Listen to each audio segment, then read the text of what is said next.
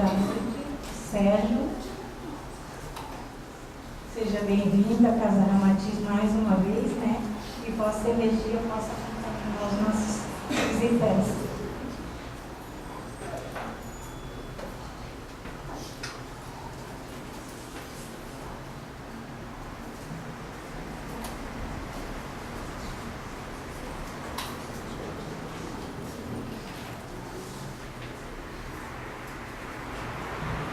Boa noite a todos. Que a doce paz de Jesus esteja e permaneça conosco agora e sempre. Nós vamos hoje discorrer a respeito de um tema bastante atual. Inclusive foi lembrado pelo nosso irmão no comecinho da preleção, quando ele se referiu aos ovos de Páscoa. Não é mesmo? Afinal de contas, a Páscoa é uma distribuição, uma troca de ovos de Páscoa de um para com o outro, não é? Nos parece que foi isso que nós aprendemos.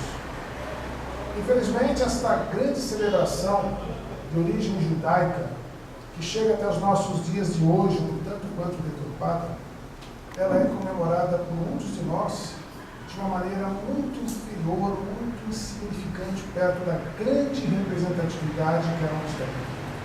Que apesar dela ter sido criada, a sua celebração, há quase 3.500 anos atrás, ela nos chega até hoje com uma representatividade muito grande, muito forte, mas que infelizmente não nos remete a lembrar a sua verdadeira origem. A origem dela, sendo judaica, nos remete à história dos povos. E lá atrás, quando o povo judeu era escravo do Egito, eles um dia de lá foram libertos. Mas nós, algum de nós conhece bem essa história, como isso se processou e como isso chega até os nossos dias de hoje? Afinal de contas, estamos numa casa cristã espírita, não é mesmo? E se estamos numa casa cristã espírita, como é que uma tradição judaica pode fazer tanta diferença entre nós? Todos aqui já compraram os seus ovinhos? Todos já estão com o seu discurso pronto para as criancinhas quando forem entregar a elas os ovinhos de chocolate? Alguém sabe por que é chocolate? Alguém sabe por que é ovinho? Sim. Essas tradições nós fomos pouco a pouco inserindo elas. Essa tradição, essa celebração judaica tem tanta representatividade. E, infelizmente, nós esquecemos do fundamento. E é justamente esse fundamento que nós vamos buscar trazer várias pinceladas para que a nossa reflexão possa ser aumentada com essa celebração da Páscoa que teremos no domingo. Muito parecida e de tamanha importância quanto o próprio Natal. Mas nós vemos uma diferença muito grande. Enquanto no Natal nós nos exacerbamos em felicidade, em bondade, em doação para com o nosso próximo, infelizmente nessa semana nós não vemos o mesmo espírito.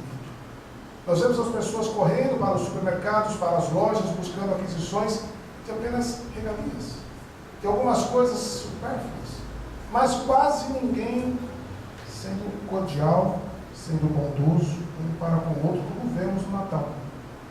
E essas duas celebrações são de extrema importância para nós cristãos, muito mais espíritas. Deixa eu colocar uma coisa para os senhores. A doutrina espírita, ela celebra ou não a Páscoa? Alguém saberia me dizer? Nós temos alguma festa, alguma ocupação específica que nos remeta à Páscoa por sermos espíritas ou não? Não temos. E por que nós não temos isso? A celebração judaica da Páscoa, ela é de extrema simbologia. E a simbologia, ela foge um pouco do que a doutrina espírita nos mostra, nos ensina. Porque a doutrina espírita ela está baseada em 3 alicerces. Quais são?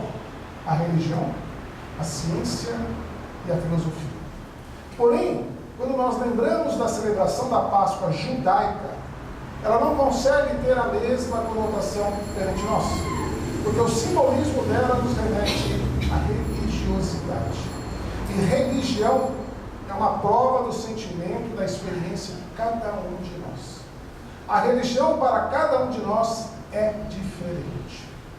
Se a gente colocar alguns exemplos aqui de fé, de curas, de bondade, de harmonia, cada um vai ter uma história diferente, extremamente rica para contar a sua própria religiosidade. E a celebração da Páscoa judaica é mais ou menos isso.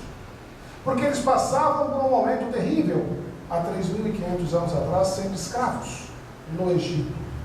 Alguém conhece essa história? Alguém já ouviu falar dela? Imagina um povo em torno de 300 a 400 anos sendo escravos de um outro povo. É muito difícil nós imaginarmos a situação que eles se encontravam. E quando você sofre escravidão, a única coisa que você quer é se tornar livre novamente. Porém, o seu algoz não quer isso, porque ele te explora ao máximo e te leva a circunstâncias quase que de desespero. E quando nós estamos desesperados, geralmente nós criamos situações. E um ser muito iluminado, instruído certamente por espíritos elevados, cria situações que poderiam precipitar, ou como nós vamos ver, levar à libertação de todo o seu povo do Egito para a Terra Santa, onde eles queriam ir. Esse Senhor chama-se Moisés. Já ouviram falar dele? Tem muita mulher que já ouviu falar, principalmente as que têm filho, faz uma correlação com aquela cestinha. Mas não se perguntam o porquê que aquela cestinha chama Moisés. Se nós pensarmos num período de 300 a 400 anos de escravidão do povo, Moisés não nasceu naquele povo, ele chegou em uma cesta boiando pelo rio.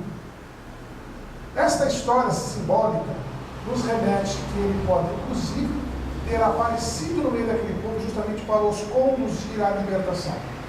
E é isso geralmente que o povo judeu pensa hoje. E tem Moisés como um dos seus grandes líderes. Tanto que a lei mosaica, tida pela doutrina espírita como uma das 3 revelações, guia esse povo até os dias de hoje. E Moisés, naquele tempo, vendo a situação que o seu povo tinha de sofrimento e de dor, começou a pular, a pensar e aproveitar as situações que lhes eram oferecidas para tentar libertar o seu povo. Dentre elas, vou apenas ser literal em algumas delas, para nós vermos como a pessoa capaz consegue pegar situações do seu dia a dia e convergir para os seus próprios interesses, quando esses são sublimes. Imaginemos uma situação da seguinte maneira: Hans cobrindo a terra. Deve ser difícil. Águas do rio Nilo tingindo-se de sangue. Também bastante difícil. Vamos pegar mais uma. Morte ou púrpura dos animais feridas, em homens também. Situações que há 3.500 anos atrás não eram tão absurdas, mas ainda hoje, porque nós vimos recentemente, infelizmente, um grande desastre de uma barragem, um dos nossos maiores e mais belos rios, tingiu-se de sangue, o sangue marrom. E todos nós não elevamos isto a uma praga de Deus. Porém, Moisés, na sua sabedoria, ele tentou levar este acontecimento e outros 9 acontecimentos também, para que tentasse demover a ideia do faraó do Egito, que escravizava seu povo, a libertá-los, a mandá-los embora. E uma após outra dessas pragas divinas que Moisés se referia, não estava dando certo. Até que na 10ª praga, que falava que Deus estava mandando, que a justiça divina estava mandando ao Egito por estar escravizando o seu povo, na 10ª praga, o que ele fala ao faraó? Enquanto você tiver o meu povo como escravo, vocês vão sofrer. E a próxima praga que Deus irá enviar para vocês será a de que cada primogênito em cada família irá morrer. Ele foi categórico. Ele já via essa situação acontecer pouco a pouco na família de algumas pessoas, porque ele sabia, pelo conhecimento, que algumas doenças estavam matando pessoas mais velhas. Mas não apenas pessoas, também animais. E naquele tempo não era isso muito difícil, nós estamos falando há 3.500 anos atrás. Ele, quando fala isso ao faraó, o faraó simplesmente o ignora, como havia o ignorado das outras tentativas de libertação do seu povo. Porque era muito como manter uma mão de obra de graça. Só que naquele momento, um dos filhos do faraó também morre. E o faraó se vê pressionado muito mais. E começou a prestar um pouco de atenção naquilo que Moisés falava. E com toda aquela comoção que ele passava, com toda a pressão que ele recebia, ele resolve então extraditar o povo hebreu para o deserto. No Antigo Testamento, isso pode ser lido no livro do Êxodo. E quando o povo vai para o deserto, o faraó, na sua comoção, passa 1, 2, 3 dias, ele para e pensa, espera um pouquinho só, o que foi que eu fiz? Eu peguei toda a minha mão de obra de graça nos escravos e libertei-os todos. Isso não é uma praga de Deus, isso é uma doença que ele cometeu. E ele manda os seus soldados atrás, para tentar resgatar novamente esses escravos. Só que esses escravos já estavam um pouco distantes. Mesmo assim, foram alcançados pelos soldados. E quando foram alcançados, eles olham para a frente e veem o quê? Um enorme mar, o Mar Vermelho. E todos nós conhecemos o que o Antigo Testamento nos fala. Que esse mar se abriu e as pessoas passaram por esse mar. E quando os soldados tentam passar também, o que acontece com esse mar? Se fecha. E os soldados padecem, morrem.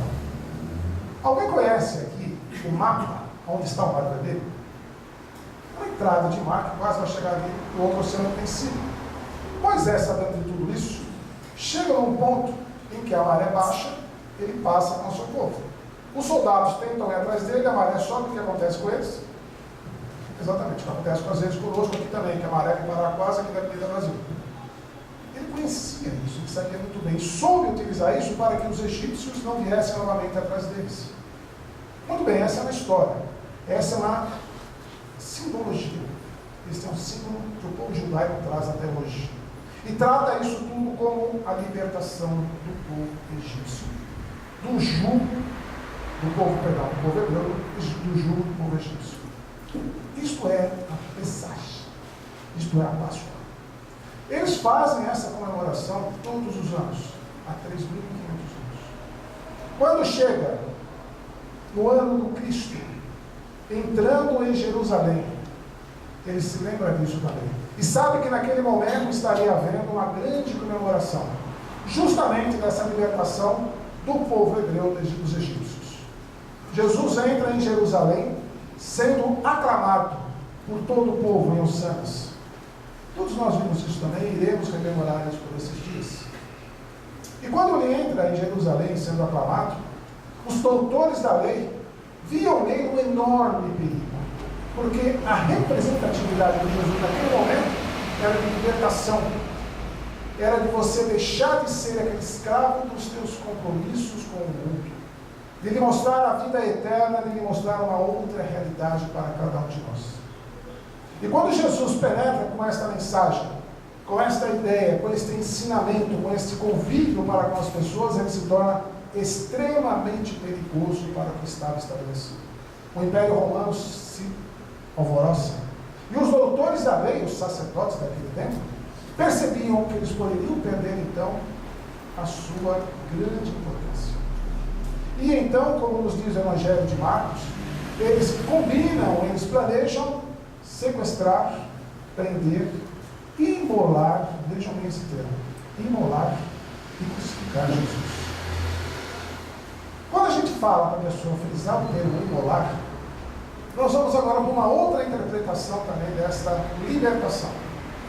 Quando você cria um elo muito grande, como Jesus havia criado para com as pessoas que conviviam com ele, fazendo curas, fazendo orientações, ensinamentos, enfim, num convívio sempre sadio para com toda aquela comunidade, ele tinha que ser imolado pelos doutores da lei que ali estavam, para tentar quebrar justamente aquele elo de simpatia, de amor que ele tinha criado. E como é que o povo judaico, talvez não até hoje, mas em muitos momentos fazia que isso fosse lembrado pelas pessoas, pelos seus descendentes? Será que eles compravam um ovo de chocolate, punham sobre a mesa e falavam, ninguém vai comer esse ovinho de chocolate? Será que era assim? Era uma situação muito mais delicada. Eles pegavam um cordeiro pequeno, colocavam esse cordeiro no convívio com a família deles, durante toda uma semana. E as pessoas iam se afeiçoando a esse pequeno animal, adorando ele, brincando com ele, quase que criando elos de enorme amizade com aquele animalzinho que estava. E não criava problema para ninguém, isso era fácil. Chegava na sexta-feira, a pessoa pegava esse cordeirinho e imolava ele. Sacrificava esse cordeiro na presença de todos da família.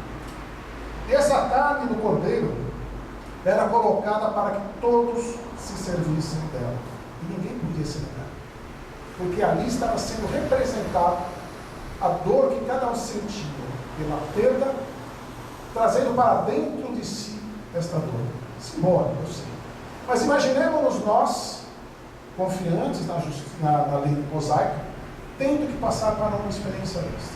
Muito doloroso. Mas isso era passado por gerações e gerações e gerações. E se nós hoje formos visitar lá a região de Israel e Palestina, talvez encontremos ainda esta tradição. Porque este é o verdadeiro ensinamento. De quanto custou a cada um a perda da sua liberdade e depois quanto custou a passagem pelo deserto para poder se libertar. Isso vai ser é bastante significativo, mas nós ainda não sabemos a dimensão disso. Uma outra interpretação também acontece quando Moisés, sabendo dessa 10ª praga, espalha que aqueles que tiverem um cordeiro em suas casas teriam também que imolá-lo, vem novamente o termo, e com o sangue desse cordeiro pintar os umbrais do parapeito das casas, para que naquele momento o anjo da morte, vindo pela praga de Deus, quando visse aquela situação da casa pintada com o sangue do cordeiro, pulasse ela e não levasse o primogênito naquele momento. Então, outra tradição judaica também nos faz lembrar que esse pulo do anjo da casa da pessoa para não levar embora também significaria a Pesach, também significaria a Páscoa. Então, nós vemos que essa simbologia está ainda presente em todas as pessoas. Essa simbologia chega até nós, mas com o mínimo sacrifício. Algum de nós lembrar-se-á de fazer uma oração, de elevar o seu pensamento, de direcionar um bom aro de luz para alguém que esteja necessitando um pouquinho de Páscoa? Será que nós estaremos fazendo algum sacrifício nesse momento? Ou apenas será aquele momento de confraternização material para cada um? Nós temos que nos lembrar de cada um disso, porque Jesus, como Ele nos pede que nos lembremos dele pelo menos uma vez por ano, e a gente consegue fazer isso duas, quando nós deveríamos lembrar todos os momentos da nossa vida, dos ensinamentos dele, quando Ele nos pede para que na Páscoa nós nos reunamos e lembremos o sacrifício que Ele teria orientado que cada um fizesse para consigo próprio, se libertando das amarras que o mundo traz para cada um de nós e que tanto nos escravizam, nós infelizmente não correspondemos como deveríamos fazer e como poderíamos fazer. É uma falha nossa? Não. Isso é reflexo apenas do nosso pouco conhecimento da representatividade que o Cristo tem em nossas vidas. Chegamos a uma casa espírita e pedimos auxílio. Estamos nesse momento com o nosso pensamento direcionado aos guardiães desse lar espiritual, que tanto pedem que nós tenhamos algumas mudanças pequenas no nosso comportamento para que eles possam nos alcançar e nos ajudar. O nosso irmão também lembrou no começo que às vezes as pessoas pedem ajuda para um ser distante, mas se esse ser distante não quer, não se habilita a um sacrifício qualquer para ser ajudado, não há condição de fazer isso. O Cristo nos fala que nós podemos abrir a porta, mas nós temos que bater nela. Se nem isso fizermos, como nós iremos receber o auxílio? Nós temos que sair dos nossos lares, sacrificar viagens, sacrificar feriados, datas de convívio, às vezes com familiares, para virmos aqui buscar auxílio. Isso tudo é reconhecido, mas aqueles que não fazem isso, que dão mais valores para as coisas do mundo, como é que poderão receber auxílio? Como é que nós poderemos receber auxílio se não estendermos as nossas mãos para um pequeno sacrifício daqueles estarmos? Talvez abrindo os nossos corações, talvez nesse momento lembrando-nos das nossas próprias dificuldades, que não são poucas. E somos seres em evolução, somos seres em aprendizado. E certamente, cada dia que passamos aqui entre nós é um dia de enorme valia se nós soubermos nos aproveitar. Teremos uma excelente oportunidade nesse domingo de ao acordarmos, vermos as pessoas queridas ao nosso redor. Partilharmos com ela esse momento da Páscoa, da celebração da Páscoa. Mas será que nesse momento, um de nós irá lembrar da mensagem maior do Cristo, do seu maior mandamento, que é amar-nos? Amar-nos. Hoje à tarde eu recebi uma mensagem do meu querido amigo, e ele me tratando como amigo. E eu me lembrei que Jesus, quando ele se refere aos seus servos, ele, na sua despedida na Santa Ceia, olha para eles e fala assim: vocês não são mais os meus servos, vocês são meus amigos. Porque o amigo ensina para o outro tudo o que ele sabe. E Jesus é muito claro quando ele fala: eu ensinei a vocês tudo o que o Pai me ensinou. Ensina-nos até hoje. Quando nós saímos um pouco desse aprendizado, nós sofremos. A doutrina espírita é muito clara quando ela nos fala isso também. Quando nós nos afastamos das leis de Deus, nós sofremos. Quando nós nos reaproximamos delas, nós paramos de sofrer. Ah, mas é muito simples. Não é simples. Infelizmente, a nossa libertação ainda está em processo, ainda está acontecendo. Os nossos valores ainda são valores do mundo, os nossos valores ainda são tanto quanto mensuráveis. Nós ainda buscamos cada vez mais valorizá-los no tempo que os seus. E muitas pessoas ao nosso redor pedem que apenas nós sejamos amigos, que nós possamos estender a mão, estender um bom olhar, estender uma boa palavra, trilhar talvez uma rotina diferente. A rotina de dizer um bom dia, a rotina de sorrir, a rotina de perdoar. Isso não é coisa recente, não. Jesus nos ensinou isso há 2000 anos. E tanto nos ensina até hoje que nos dá inúmeras oportunidades de fazermos isso. Provavelmente hoje nós tivemos muitas delas no nosso caminho. A nossa irmã se referiu às pedras. Mas essas pedras, quando elas souberem ser superadas, elas serão excelentes oportunidades aproveitadas. Quem tem que fazer isso? Somos nós. Pedimos ajuda a Deus. Nos ajude, Senhor. Ele fala: tá bom, eu vou abrir uma casa espírita próximo de vocês e lá vou colocar vocês para aprenderem isso. Eu vou colocar cursos, eu vou colocar atividades, eu vou colocar todas as condições para que vocês se aproximem da minha lei. E a gente fala: não, eu estou pronto para isso. Ele fala: mas não, aconteça o que acontecer, compareçam. Estejam lá, sejam pessoas cordiais, amem-se, tratem-se como amigos. E a gente lembra da celebração da Páscoa. E essa celebração ela não é apenas um dia como é o Natal, ela tem que ser todos os dias. É a celebração de nós darmos mais valores às coisas de Deus, dar valores às coisas espirituais das nossas vidas. E não apenas aquela situação de num dia da semana nós nos dirigirmos ao centro espírita e aqui falarmos: hoje eu estou aqui, mas meu pensamento está em casa. Ou talvez esteja daqui a pouquinho na viagem que eu vou fazer. Ah, vai dar tempo. Não vai dar tempo? A gente vai acabar lá mais ou menos tal hora, depois eu pego o carro e vou viajar. E a gente não percebe o quanto a gente está sendo beneficiado nessa Santa Ceia. Nesse enorme ambiente repleto de amor, repleto de paz. Esse ambiente que nos convida à reflexão e que nos pede: liberte-se desse mundo. Parem de dar tanto valor às coisas dele e comecem a olhar mais para as coisas divinas. Sim, elas estão ao nosso alcance. Ah, mas eu sou um enorme pecador. Ainda bem, porque todos nós o somos. Nenhum de nós aqui pode erguer a mão e falar: eu não sou. Sim, somos. Tanto é que o Cristo, numa das suas passagens, fala para nós atirarmos a primeira pedra caso não tenhamos pecado. E todos nós, naquele momento representados por aquelas pessoas, fomos embora. Cada mensagem do Evangelho é repleta de sabedoria. E não a sabedoria apenas filosófica, mas a sabedoria que nos faz mudar de ser como somos. A sabedoria que nos eleva, que nos liberta, que nos traz alegria ao coração de cada indivíduo. Que quando entrarmos no domingo de Páscoa, assim como entramos no dia de Natal, nos sentirmos felizes, nos sentirmos em paz. E essa paz, as pessoas ao nosso redor sentirem ela também. Amanhã nós teremos a Sexta-feira da Paixão, que também é uma data, com certeza, é uma data de sofrimento.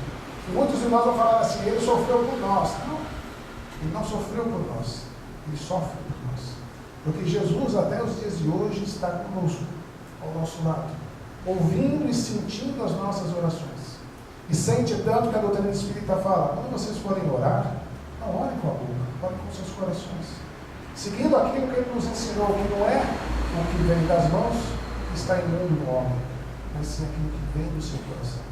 E quando nós nos dirigimos a Deus em oração, tenhamos um coração leve, tenhamos um coração grande, reconheçamos as nossas limitações, as nossas dificuldades, dirijamos-nos a Deus como o nosso amigo, aquele amigo que sabe o que nós passamos, e que peçamos a Ele oportunidades e condições de amar.